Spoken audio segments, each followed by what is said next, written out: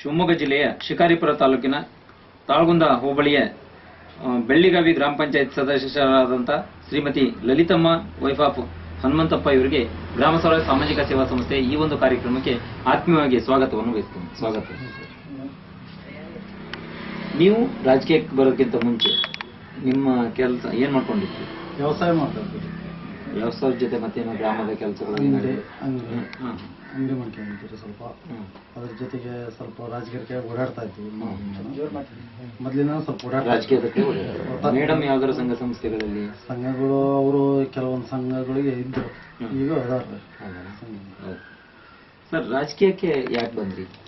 ರಾಜಕೀಯಕ್ಕೆ ನಾವು ಬರ್ಬೇಕು ಅಂತ ಬರಲಿಲ್ಲ, ಜನ ಬೆಂಬಲದಿಂದ ಬರಲೇಬೇಕಾಯ್ತು. ಜನ ಆಸೆ ಪಟ್ರು, ಜನ ಸೇವೆಗೆ ನೀವು ಬೇಕು ಅಂತ ಹೇಳಿ ಖಂಡಿತ ಬಂದ್ರು.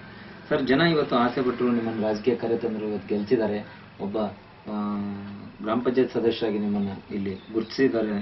ಹಾಗಿದ್ರೆ ಈ ನಿಮ್ಮನ್ನ ಗೆಲ್ಸಿದಂತ ಈ ಗ್ರಾಮದ ಜನತೆಗೆ ಮುಂದಿನ 5 ವರ್ಷಗಳಲ್ಲಿ ಏನೇನು ಕೆಲಸಗಳನ್ನು ಮಾಡಿಸ್ಬೇಕು ಅಂತ ಹೇಳಿ ಗುರಿ ಇಟ್ಕೊಂಡಿದ್ರು? ಅವರಿಗೆ ಏನು ಸಾಧ್ಯತೆ ಐತಿ ಅದರಲ್ಲಿ 1/4% ಮಾಡೋಕ್ಕಾಗದಿದ್ರು ನಾವು ಒಂದು 1/4% ಮಾಡಬೇಕು ಅನ್ನೋ ಉದ್ದೇಶ ಬಹಳ ಐತಿ.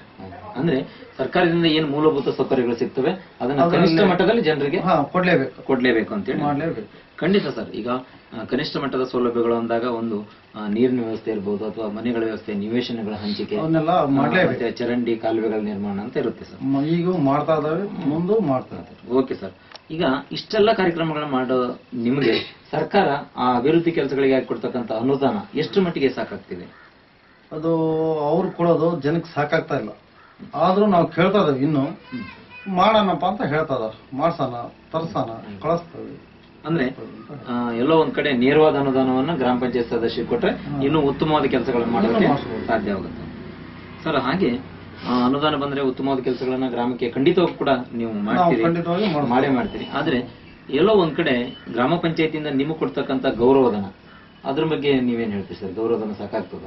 ಗೌರವಧನ ಸಾಕಾಗಲ್ಲ, ಆದ್ರೂ ನಾವು ಮಾಡೋ ಪ್ರಯತ್ನ ಮಾಡ್ಲೇಬೇಕು. ಗೌರವಧನ ಸಾಕಾಗ್ತಿಲ್ಲ ಅದು. ಆದ್ರೆ ಸರ್, ಸಾಮಾನ್ಯವಾಗಿ ವಿಚಾರ ಮಾಡುವಾಗ ಕನಿಷ್ಠ ಕೆಲವೊಂದು ಬಾರಿ ಬಡತನದಿಂದ ಗ್ರಾಮ ಪಂಚಾಯತ್ ಸದಸ್ಯರಾಗಿದ್ದಾರೆ. ಈಗ ಅವರನ್ನೆಲ್ಲ ಯೋಚನೆ ಮಾಡಿ ನಾವು ಹೇಳೋದಾದ್ರೆ ಎಷ್ಟು ಗೌರವಧನ ಸಿಕ್ಕರೆ ಉತ್ತಮವಾಗಿ ಎಲ್ಲರೂ ಕಾರ್ಯನಿರ್ವಹಿಸಬಹುದು ಅಂತ? ಎಷ್ಟು ಸಿಕ್ಕರೆ? ಎಷ್ಟು ಕೊಟ್ಟರು ಸಾಲದ್ರಿ. ಮನುಷ್ಯನಿಗೆ ಆಸೆ ಜಾಸ್ತಿ ಇರ್ತದೆ. ಅವರು ನಾವು ಕೇಳಿದಷ್ಟೇ ಕೊಡಕ್ಕಾಗಲ್ಲ, ಅದರಲ್ಲೇ ತೃಪ್ತಿ ಪಡ್ಕೊಂಡು ಸಮಾಧಾನದಿಂದ ಸ್ವಲ್ಪ ಕೊಟ್ಕಂತ ಹೋಗ್ತಾರೆ. ಅಂದ್ರೆ ಕನಿಷ್ಠ ಸ್ವಲ್ಪ ಹೆಚ್ಚಿಗೆ ಸರ್ಕಾರ ಮಾಡಿನೂ ಕೊಡ್ಬೇಕು, ಗ್ರಾಮ ಪಂಚಾಯತ್ ಸದಸ್ಯ ಕೂಡ ಸರ್. ಹಾಗೆ ಏನು ಅಂದ್ರೆ ಕೇರಳ ಮಾದರಿ ಬಗ್ಗೆ ಸರ್ ಜೊತೆ ನೀವು ಮಾತಾಡುವಾಗ ಕೇರಳ ಮಾದರಿ ಬಗ್ಗೆ ತಿಳ್ಕೊಂಡ್ರಲ್ಲ ಸರ್? ಕೇರಳದಲ್ಲಿ ಏನೆಲ್ಲ ವ್ಯವಸ್ಥೆಗಳಿದೆ ಅಂತ. ಕೇರಳ ಮಾದರಿಯನ್ನ ನಮ್ಮ ಕರ್ನಾಟಕಕ್ಕೆ ತಂದ್ರೆ ಗ್ರಾಮ ಪಂಚಾಯತ್ ಸದಸ್ಯ ಏನೆಲ್ಲ ಒಳ್ಳೇದಾಗ್ಬೋದು? ಯಾವ ರೀತಿ ಸರ್? ಅಂದ್ರೆ ಐಡೆಂಟಿ ಕಾರ್ಡ್ ಸಿಗ್ಬೋದು, ಅಥವಾ ಪಾಸು, ಮತ್ತೆ ಗೌರವಧನ ಕೂಡ ಸಿಗಬಹುದು. ಹಾಗಾಗಿ ಕೇರಳ ತಂದ್ರೆ ಹಂಗಾರೆ ಒಳ್ಳೇದು ಅಂತೀವಿ ಸರ್. ಹಾಗೆ ನಮ್ಮ ಗ್ರಾಮ ಸ್ವರಾಜ್ಯ ಸಾಮಾಜಿಕ ಸೇವಾ ಸಂಸ್ಥೆ ಇವತ್ತು ಸ್ಥಳೀಯ ಸಮಸ್ಯೆಗಳನ್ನು ಗುರುಸ್ತಕ್ಕಂಥ ಗ್ರಾಮ ಪಂಚಾಯತಿ ಸದಸ್ಯರ ಮನೆಗಳಿಗೆ ತೆರಳಿ ಅವರ ನೇರ ವಿಡಿಯೋ ಸಂದರ್ಶನವನ್ನು ಮಾಡಿ ಅಂತರ್ಜಾಲದ ಮೂಲಕ, ಅಂದ್ರೆ ಇಂಟರ್ನೆಟ್ ಮೂಲಕ ಇಡೀ ರಾಜ್ಯಕ್ಕೆ ತೋರಿಸ್ತಾ ಇದೆ. ಇದರಿಂದ ನಿಮ್ಗೇನ ಯಾವ ರೀತಿಯ ಲಾಭ ಆಗುತ್ತೆ? ಇದರಿಂದ ಏನು ಒಳ್ಳೆ ಕೆಲಸಗಳಾಗುತ್ತೆ ನಿಮ್ಗೆ? ಅಂದ್ರೆ ಜನ ಎಲ್ಲ ಗುರುತಿಸ್ತಾರ, ಅಥವಾ ಬೇರೆ ರೀತಿಯ ಏನು ಸರ್ಕಾರಕ್ಕೆ ನಿಮ್ಮ ಅಭಿಲಾಷೆಗಳು ಗೊತ್ತಾಗ್ತದ? ಎಲ್ಲ ಈಗ ನಾವು ಗ್ರಾಮ ಪಂಚಾಯತ್ಗೆ ಮೆಂಬರ್, ಅಧ್ಯಕ್ಷರು, ಸದಸ್ಯರು ಆಗಿವೆ ಅಂತ ನಮ್ಮ ಮನೇಲೆ ಕುಂತ್ರ ಯಾರಿಗೂ ನಾವು ಪರಿಚಯ ಮತ್ತೊಬ್ಬರಿಗೆ ಗೊತ್ತು ಆಗಲ್ಲ.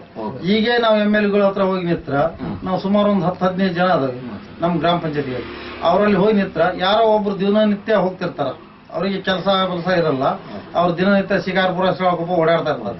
ಅವ್ರು ಒಬ್ಬರನ್ನ ಗುರುತಿಸ್ತಾರ, MLA, ಜಿಲ್ಲಾ ಪಂಚಾಯತ್ ಸದಸ್ಯರು. ಅವರು ಈಗ ಬಾಕಿ ಮೆಂಬರ್ಗಳು ಹೋಗಿ ಕುಂತ್ರ, ಸದಸ್ಯರು ನಿತ್ರ, ಅವ್ರು ಯಾರು ಇವ್ರು ಯಾರು ಅಂತ ಕೇಳ್ತಾರೆ. ಅದಕ್ಕೆ ನಿಮ್ಮ ಅನುಮತಿಯಿಂದ ಒಂದು ಸಂದರ್ಶನ ಕೊಟ್ರ ಅದು ಎಲ್ಲರಿಗೂ ಪರಿಚಯ ಆಗುತ್ತೆ, ಎಲ್ಲರಿಗೂ ನಮಗೂ ಗುರುತಿಸೋ ಸೌಲಭ್ಯ ಸಿಗುತ್ತೆ. ಒಳ್ಳೆ ಮಾತು ಸರ್.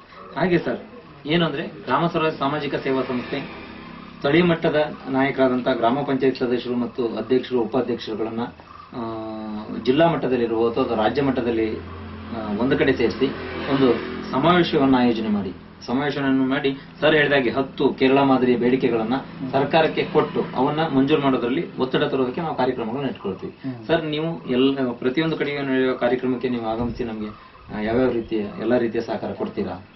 ನೀವು ಕೇಳಿದ್ರೆ ನಾವು ಎಲ್ಲ ಕೊಡ್ತಾ ಖಂಡಿತವಾಗ್ಲೂ ಕೂಡ ನಾವು ಪ್ರತಿಯೊಂದು ಕಾರ್ಯಕ್ರಮಕ್ಕೂ ನಿಮಗೆ ಒಂದು ಇನ್ವಿಟೇಷನ್ ಕಳಿಸೋದ್ರ ಮೂಲಕ ಮತ್ತೆ ಒಂದು ಫೋನ್ ಕಾಲ್ ಮಾಡೋದ್ರ ಮೂಲಕ ಕಾರ್ಯಕ್ರಮ ಇಂಥ ತಾರೀಕಿಗಿದೆ ದಯವಿಟ್ಟು ಆಗಮಿಸಿ ಅಂತ ಹೇಳ್ತೀವಿ. ನಿಮ್ಮ ಎಲ್ಲಾ ಗ್ರಾಮ ಪಂಚಾಯತ್ ಸದಸ್ಯರು ಕೂಡ ನಮಗೆ ಉತ್ತಮವಾಗಿ ಸಹಕಾರವನ್ನು ಕೊಟ್ರೆ, ನೀವೇನು ಕೇರಳ ಮಾದರಿಯನ್ನು ತರೋದಕ್ಕೆ ನಮ್ಮ ಜೊತೆಗೆ ಇವತ್ತು ಸದಸ್ಯತ್ವವನ್ನು ಹೊಂದ್ತಾ ಇದ್ದೀರಿ.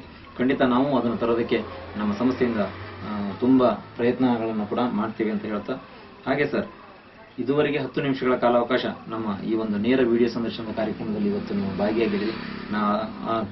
ಭಾಗಿಯಾಗಿದ್ದ ಕಾರಣಕ್ಕಾಗಿ ನಮ್ಮ ಸಂಸ್ಥೆಯಿಂದ ನಿಮಗೆ ತುಂಬ ಹೃದಯದ ಅಭಿನಂದನೆಗಳನ್ನು ಸಲ್ಲಿಸ್ತಾ ಇದ್ದೀವಿ.